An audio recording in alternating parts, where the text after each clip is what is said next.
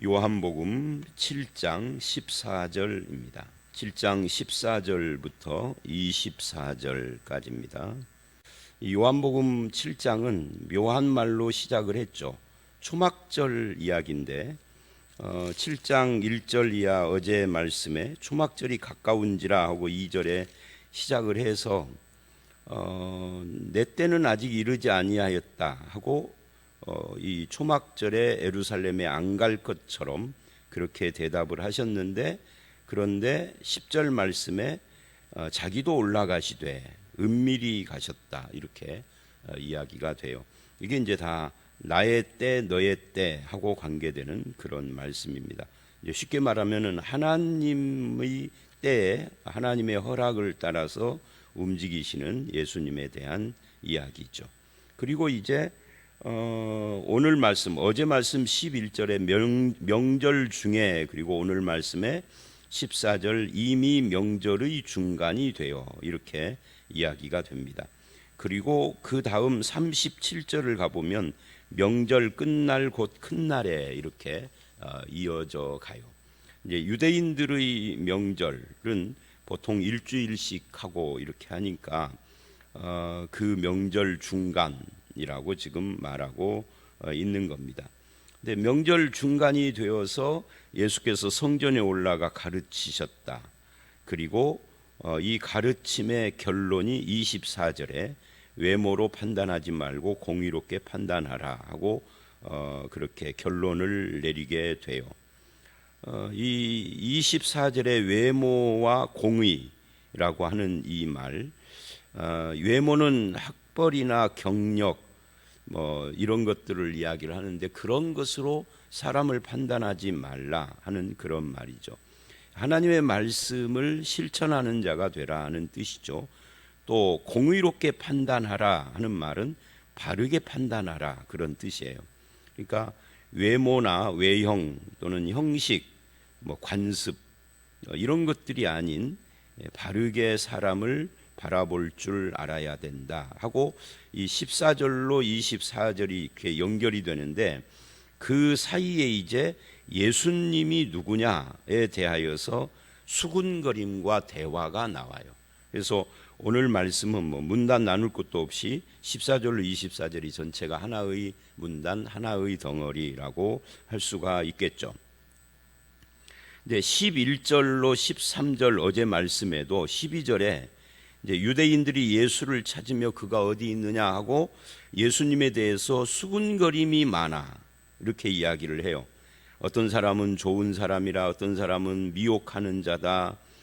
그러나 사람들을 두려워해서 드러내서 말하지는 못하는 그런 상황에서 지금 오늘 말씀으로 이어진 겁니다. 예수님의 무엇에 대해서 수군거리는가를 보여주는 그런 말씀이죠. 유대인들이 15절 놀랍게 여겨 이 사람은 배우지 아니하였거늘 어떻게 그를 아느냐 이렇게 말을 해요. 여기서 이 놀라움, 유대인들이 놀라는 이유는 예수님의 학력에 대한 이야기입니다. 배우지 않았다 이 말은 일자무식이다는 뜻이 아니에요.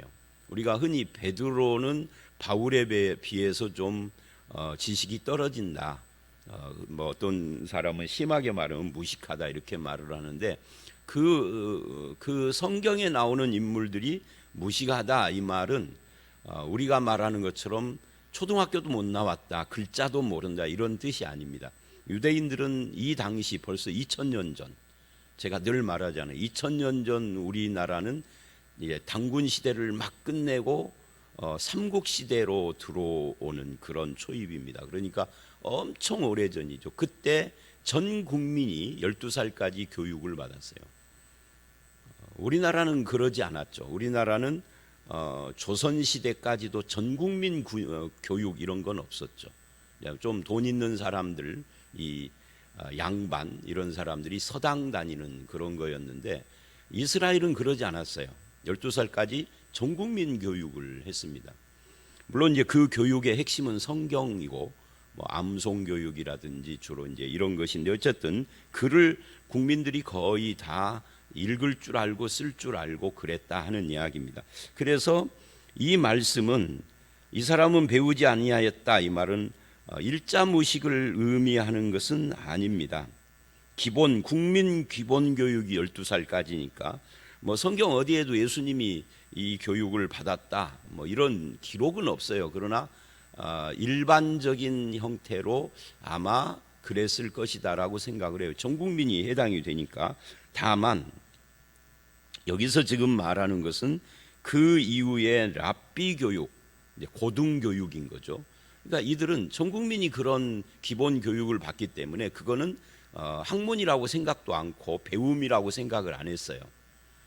적어도 대학은 나와야지 뭐 이런 생각을 하는 거죠. 우리로 말하면. 그래서 이건 랍비 교육입니다. 이 고등 교육에 속해요. 우리가 바울이 어떤 사람인가를 말을 할 때 뭐 가말리엘의 문화 이런 말을 하잖아요. 바울 자신도 그러고 이 가말리엘의 문화라는 말이 바로 랍비 교육인데 오늘날로 말하면 대학 교육이나 대학원 교육 같은 그런 걸 말하는 겁니다. 근데 그런 교육이 없어요. 그러니까 무슨 뭐 지성인이다, 지식인이다라든지 많이 배운 사람이라고 말하기는 어렵다 그런 의미인 거죠. 그러니까 전문적으로 성경을 배우거나 그런 건 아닌 거예요. 랍비 교육으로 가야 이제 전문적으로 저들이 생각하는 수준에서의 이 성경 교육도 받고 그러는데 예수님은 그런 경력이 없는 거죠. 랍비 교육을 하면은 다 뭐 그런 어떤 근거, 뭐 오늘 우리식으로 말하면 학적 같은 것이 있는데 예수님은 그런 것이 없는 겁니다. 그러니까 학벌이 일천한, 그런데 어떻게 글을 아느냐 이렇게 말을 해요. 이 글을 안다라는 말은 쓰기, 읽기 이거를 말하는 건 아닙니다. 이 그람마타라는 단어인데 이게 글자를 말하기도 하지만 학문을 말하는 겁니다. 이때의 학문이라는 것은 유대인들에게 율법과 관계되는 학문들이 대부분이었기 때문에, 그러니까 전문적으로 율법을 배우고 성경을 배운 것이 아닌데 어떻게 이렇게 말을 잘하느냐, 어떻게 이렇게 성경을 잘 가르치느냐, 뭐 이런 이야기입니다. 우리식으로 또 말을 하면 항상 우리식 그런데 현대식으로 말을 하면 신학교 문턱에도 안 갔는데 설교를 엄청 잘하는 거예요. 근데 이제 우리나라가 이거는 더 오바해서 가지 맙시다. 이쪽이 할 말이 있는데 오해할 것 같아서 그냥 입에서 그냥 나왔어요. 자, 그래서 그런 거하고 비슷해요. 근데 어떻게 이렇게 율법에 대해서 성경에 대해서 해박하냐 하는 거죠. 이런 수군거림, 그러니까 이게 24절의 외모인 거죠. 외모. 자기들이 정해놓은 어떤 기준과 그런 외모로 사람을 판단하지 말고 바르게 해라 이렇게 말을 하게 된 이유입니다. 그래서 예수님이 대답을 하세요. 16절서부터 내 교훈은 내 것이 아니요 나를 보내신 이의 것이다 라고 말씀을 하는 겁니다. 그러니까 하나님의 교훈이라는 거죠. 16절로 19절까지가 바로 그 이야기를 하고 있는 겁니다.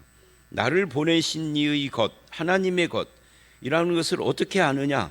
17절, 사람이 하나님의 뜻을 행하려 하면 그러면 안다 하는 거예요. 그러니까 머리로만 판단을 하는 자는 모른다는 거예요. 진짜 너희가 하나님의 뜻을, 하나님의 말씀에 있는 뜻을 진짜 그대로 순종하고 실천하려고 한다면 이게 알 텐데, 머리로 앉아서 탁상공론만 하는 자들은 알아들을 수 없는 말씀이다. 이렇게 지금 이야기를 하고 있어요. 우리도 이것은 마찬가지입니다. 우리가 신앙이라는 것을 머리로 이리 재고 저리 재고 해서 알아지는 것도 아니고 말씀도 마찬가지입니다.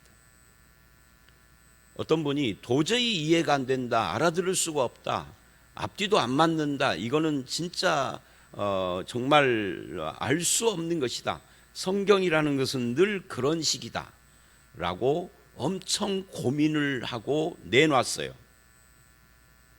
제가 그것을 봤어요. 그리고 그 본문을 찾아봤는데 제가 읽어보니까 되게 쉬운 말씀이에요. 앞뒤도 맞아, 흐름도. 어려울 것이 하나도 없는 말씀이에요. 근데 어떤 분에게는 그게 엄청 어려운 것이라는 걸 알았어요. 근데 상대방이 그렇게 이건 너무너무 어려운 거야, 이거는 정말 이해가 안 돼 라고 하는 그 분이 학력이 낮은 게 아니에요. 어떻게 보면은 굉장한 지식인이라고 말할 수도 있죠. 그런데 이게 엄청 어려운 거예요. 여러분, 성경을요 머리로만 이해하려고 한다든지 무슨 뭐 철학을 하듯이 그렇게 이해하려고 하면은 콱 막힐 수도 있는 겁니다. 지금 예수님의 말씀도 그와 유사한 거예요. 너희가 머리로만 알려고 하지 말고 하나님의 말씀을, 그 뜻을, 하나님의 말씀, 문자가 아니라 그 문자 속에 담겨 있는 뜻을 행하려고 해봐라. 그러면 이 교훈이 하나님의 교훈인지 인간의 교훈인지 알 것이다 라고 지금 대답을 했어요. 이것이 요한복음 6장에서, 지금 우리가 7장을 하고 있는데 요한복음 6장에서 아버지께서 보내주시지 않으면 내게로 올 수 없다 라는 말씀하고도 해당이 되고, 그러니까 내게 아버지께서 보내줘서 내게 온, 그래서 정말로 참 믿음을 가진 사람은 아는 거죠. 그리고 요한복음 6장 69절에 보면은 68절에 시몬 베드로가 영생의 말씀이 주께 있사오니 우리가 누구에게로 가오리까 한 다음에 우리가 주는 하나님의 거룩한 자이신 줄 믿고 알았사옵나이다 라고 했던 것과도 관계가 되는 겁니다. 예수 그리스도를 인정하지 않으려고 하니 예수님의 말씀이 하나도 이해가 안 되는 거죠. 근데 예수님을 인정하고 예수 그리스도를 받아들이고 믿고 보면은 하나도 어려울 것이 없는 말씀들인데 그런 거예요. 이제 이런 거죠. 예수님뿐만 아니라 하나님을 인정하고 믿고 성경을 보면 막힐 것이 없어요. 하나님의 전지전능하심, 영원하심, 거룩하심 이런 걸 인정하고 성경을 읽으면 막힐 것이 뭐가 있어요? 죽은 자를 살렸다, 이게 막힐 수가 없죠. 전능하심을 안 믿으면 그게 막히지만, 요단강을 갈랐다, 예수님이 무리를 걸었다, 막힐 것이 뭐가 있어요? 근데 근본적으로 하나님을 안 믿거나 예수 그리스도를 인정하지 않으면 막혀버리는 거죠. 그래서 말씀 자체도 어려워지는 거죠. 인간적으로만 이해하려고 하다 보니까. 그래서 이 말씀이 바로 그런 이야기입니다. 너희가 하나님의 뜻을 행하려 하면 이 교훈이 하나님께로부터 왔는지 스스로 말함인지 알리라. 그러면서 또 중요한 말씀을 하나 거기에 더 붙여요. 무슨 말이냐면 18절에 스스로 말하는 자는, 이 스스로 말한다는 것은 하나님의 뜻이 아닌 자기 말을 하는 자를 말하는 거죠. 그 사람은 자기 영광만 구하되 보내신 이의 영광을 구하는 자는 참되니 그 속에 불의가 없느니라. 이 자기 뜻과 생각과 사상을 말하는 자는, 그런 걸 통하여서 사람들에게 자기 뜻과 사상을 말하는 이유가 뭐겠어요? 예를 들면 그 중에 한 이유가 입신양명을 위하여서 그렇게 사람들에게 말을 하는 거 아니겠습니까? 그러니까 거기에 순수함, 참됨이 없는 거죠. 불의가 있는 거죠. 그런데 그렇지 않고 하나님께서 보내신 자 하나님의 영광을 구하고 자기를 보낸 하나님의 영광을 구하는 자는 어떤 인간적이고 세상적인 목표를 가지고 있지 않기 때문에 참된 말씀만 한다, 이렇게 이야기를 하는데, 이때만 그런 게 아니라 지금도 마찬가지인 거죠. 자기의 생각과 목표를 가지고 있다는 것은 이미 그 순간부터 순수하지 않다는 것이 되는 거예요.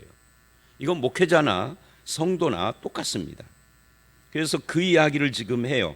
그러니까 말하는 자도 그러지만 받아들이는 자도 순수성을 잃어버리면 예수님이 하시는 말씀을 알아듣기가 어려워지는 거죠. 자기 영광만 구하니까, 자기 목표가 있으니까. 그래서 19절 이렇게 이야기를 하죠. 모세가 너희에게 율법을 주지 아니하였느냐? 너희 중에 율법을 지키는 자가 없도다. 너희가 어찌하여 나를 죽이려 하느냐? 그러니까 율법을 지키는 자가 없다. 이걸 이제 예를 드는 거예요. 율법에는 살인하지 말라 그랬는데 너희는 율법을 가르치고 율법을 행한다고 하지만 실제로는 행하지 않으니까 나를 죽이려 한다. 이때 벌써 예수님을 죽이려는 음모가 싹 터 있는 거죠. 근데 예수님은 그것을 다 알고 계시는 거예요. 그러니까 결국 저들은 17절 말씀처럼 하나님의 뜻을 행하려 하는 자들이 아닌 거죠. 하나님의 뜻 자체를 모르는 거예요. 성경의 문자를 안다고 해서 하나님의 뜻을 아는 건 아니에요. 문자는 그냥 글자를 아는 것이고 하나님의 뜻은 그 말씀이 가지고 있는 본의를 아는 건데 그것은 지식만 가지고 되는 건 아니다. 지식 물론 있어야 되지만 그것이 그 말씀을 실천하는 삶을 통하여서 알아지는 것이다. 이렇게 지금 예수님은 말을. 그래서 너희가 율법을 가르치면서도 나를 죽이려는 살인을 저지른다. 살인하지 말라를 아이들에게 가르치면서 너희는 살인을 하려고 한다. 이렇게 지금 모순이다라는 이야기를 했어요. 이제 저와 여러분이 스스로에게 질문을 하고 적용해야 할 것이 그겁니다. 16절로 19절까지 이 첫 번째 이야기, 결국은 말씀을 실천하는 자가 되어야 한다. 그러려면 하나님의 뜻을 바르게 알아야 된다. 뜻을 아는 것과 실천, 이것은 서로 알과 닭같이 서로에게 어떤 영향을 주는 거예요. 뜻을 알아야 실천을 하고 실천을 하려고 해야 뜻을 알고 그러는 거죠. 자, 그 다음에 20절로 24절입니다. 예수님이 하시는 일에 대한 시비예요. 무리가 대답하되 당신은 귀신이 들렸도다. 왜? 나를 죽이려 한다라고 하니까 피해망상이나 그런 것들이 골이 깊어져 가지고 귀신 들린 사람 같다. 그런 이야기예요.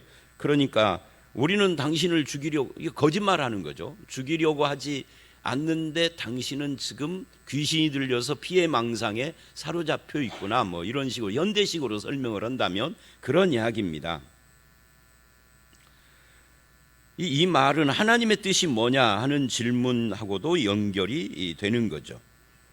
그래서 이 미쳤다 하는 소리를 할 정도로 예수님의 그 말과 행동이 이해가 안 된다라는 의미예요. 그래서 21절로 23절에 예수님께서 대답을 하시는데 그 대답하는 내용이 뭐냐면 예수님이 하시는 일들을 요약한 거예요. 앞에는 예수님의 말씀을 이야기했고 16절로 19절은, 그 다음에 21절서부터 23절은 예수님이 하시는 일을 요약을 했는데 그것은 한 가지 일이다 그래요. 내가 한 가지 일을 행하매 그래요. 그러니까 예수님은 수많은 일을 했죠. 요한이 나중에 요한복음을 마무리할 때 뭐라고 그러냐면 예수님이 하신 일을 여기 다 기록을 하면 세상으로도 모자르다는 거예요. 이 세상, 우리가 바다를 먹물 삼아 찬송가에 나오잖아요. 바다를 먹물 삼아 기록을 해도 다 기록할 수 없죠. 예수님이 하나님으로서 하신 일들, 성경에 기록되어 있는 것만으로 국한이 안 되는 거예요. 근데 성경은 우리에게 뭔가를 알려주기 위하여서 이렇게 기록을 하는 거고, 하나님이나 예수님이 하신 일은 이것보다 훨씬 더 비교할 수 없도록 많은 거죠. 그런데 그 수많은 일들이 사실은 한 가지 일이다. 이렇게 지금 예수님이 쫙 요약을 했어요. 그 한 가지 일, 그게 하나님의 뜻이라는 거죠. 근데 이 한 가지 일을 행함에 너희가 이것 때문에 나를 이상하게 여긴다 라고 말씀을 하신 겁니다. 그게 한 가지 일이 뭐냐 하는 것이죠. 그 다음에 이렇게 말을 해요. 모세가 너희에게 할례를 행했으니, 근데 이제 괄호를 했어요. 할례는 모세에게 난 것이 아니요 조상들에게서 난 것이라. 그러니까 할례의 기원은 모세보다도 더 오래전 조상들, 그러니까 아브라함 때부터 시작을 한 거죠. 하나님이 아브라함에게 할례를 하라라고 해서 이제 그때부터 할례를 했는데, 이 할례가, 예수님은 왜 이렇게 말을 하느냐면 할례가 율법 속에 들어온 것은 모세 때부터다 하는 거죠. 그래서 이 할례를 행했는데, 그러므로 너희가 할례는 안식일하고 상관없이 난지 8일이 되면, 난지 8일 때가 안식일이에요. 그러면 모든 일을 스톱해야 하는데 그래도 할례를 행하지 않느냐, 그런 말입니다. 이제 여기서는 이렇게 말을 하는데, 다른 곳에서는 안식일에 대해서 이렇게 말을 하죠. 안식일은 모든 것을 쉬어야 하는데 소가 구덩이에 빠지면 안식일과 상관없이 건져낸다, 그런 말씀도 하죠. 그런데 사람의 목숨을 구해주는 거 가지고 시비를 한다는 거예요. 근데 여기서는 이제 할례를 가지고 말해요. 할례를 갖고 말하든 소를 가지고 말하든 둘 다 공통점이 있죠. 이것이 안식일에 모든 것을 스톱해야 된다라는 것을 뛰어넘고 있다는 거죠. 그렇게 하지 않느냐라고 하는 겁니다. 소는 그래도 아무리 동물이지만 생명과 관계되는 거예요. 안식일이기 때문에 놔뒀다가 그 다음날 하면은 죽을 수도 있는 문제입니다. 그런데 할례는 생명하고 관계 있는 것이 아니잖아요. 종교의식이잖아요. 그래도 안식일을 무시하고 할례를 행한다는 거예요. 안식일에도. 그러니까 안식일의 의미를 너희가 오해했다는 거죠. 단순히 무엇을 안 하는 날이라고. 너희가 하면서, 그러면서 뭐라고 하느냐면 23절, 모세의 율법을 범하지 아니하려고 사람이 안식일에도 할례 받는 일이 있거든. 안식일을 지켜라, 아무것도 하지 말라 하는 율법과 할례를 행하라, 난지 8년에, 이 두 율법이에요. 둘 다 율법이죠. 근데 두 율법이 충돌했을 때는 그냥 할례를 행한다, 율법을 안 어기려고. 그런데 내가, 이제 이게 본론인 거죠. 이 본론이 짧아요. 내가 안식일에 사람의 전신을 건전하게 한 것으로 너희가 내게 노여워하느냐. 요한복음 5장 이야기입니다. 그러니까 결국은 율법주의는 모순이라는 거예요.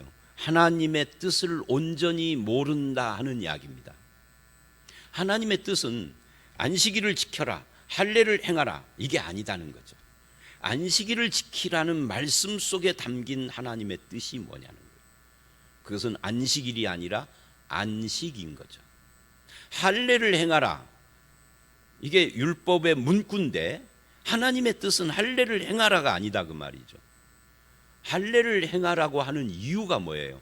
할례는 결국은 이제 아브라함에게 처음 줄 때, 늘 제가 이 할례가 나올 때마다 늘 똑같은 설명을 하는데, 아브라함의 생식의 능력의 죽음이에요.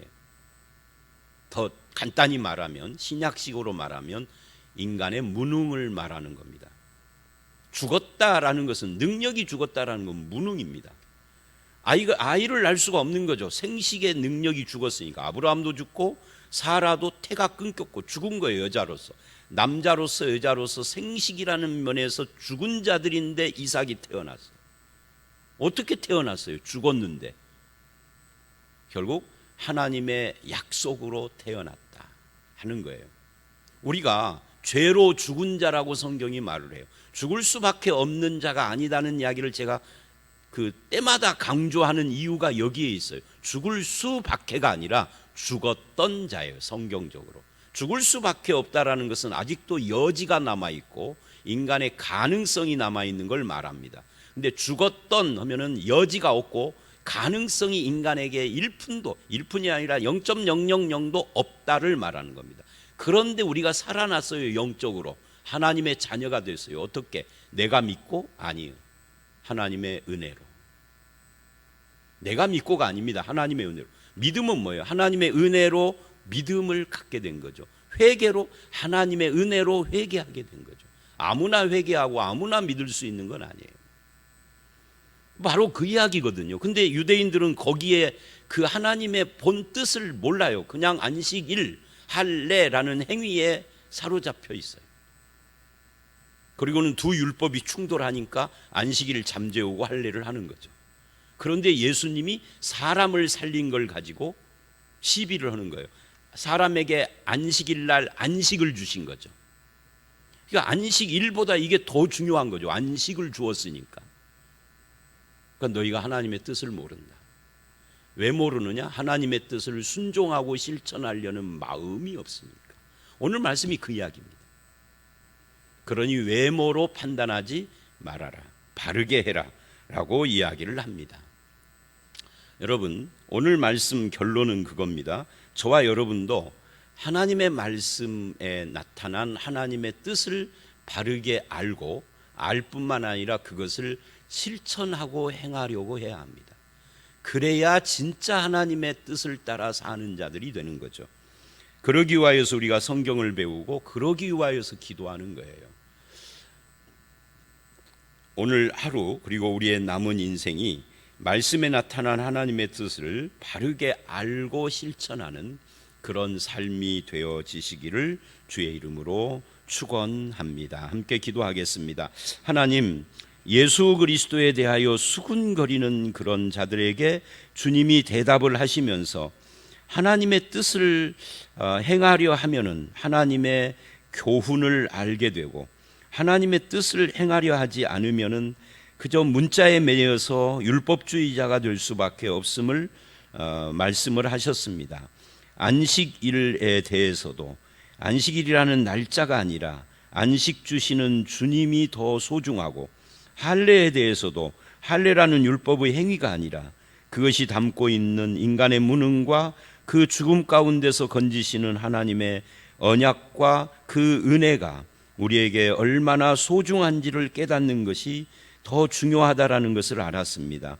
우리를 살리시는 하나님의 말씀, 그 뜻을 따라서 우리의 남은 인생 살아갈 때 하나님께 영광이요, 우리에게는 큰 은혜의 열매가 날마다 맺어지는 그런 성도들이 되게 하여 주시옵소서. 슬픔을 당한 가정이 있습니다. 아버지 하나님, 주의 성령께서 그 가정을 찾아가시사 위로하시고 주의 말씀 속에서 소망을 얻게 하시고 하나님과 늘 함께하는 가정으로 세워 주시옵소서. 예수님 이름으로 기도드렸사옵나이다. 아멘.